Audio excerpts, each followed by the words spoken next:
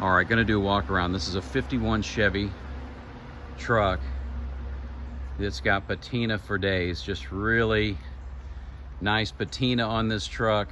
This is I consider this a rat rod truck. It does have rust in bottoms of the doors, front cab corners, rear cab corners were replaced. A little rust on the hood.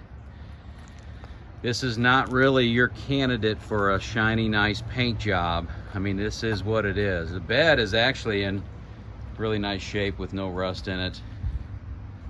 The cab mounts are solid. This truck is got a Camaro front stub on it, Camaro rear end, power steering, disc brakes on the front, 350 motor, 350 trans. And it's been together for a while. It's a proven, reliable driver. Real basics, just headlights, brake lights, temp, oil, and attack.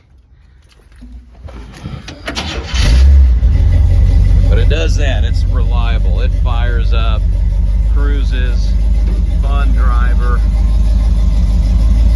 Garage style latches ensure the doors don't come open on you. Windows do roll up and down with some help.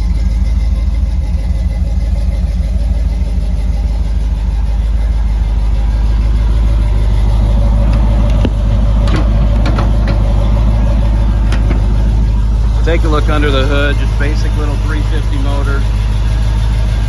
Sounds good, no funny noises, runs good, runs cool.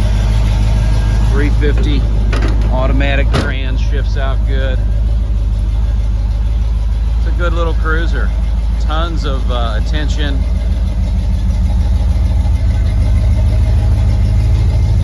Every time you're out in it, you get thumbs up, people stopping, talking to you about it. Pull up next to that $70,000, $80,000 Camaro at the car show and people come and talk to you about this one.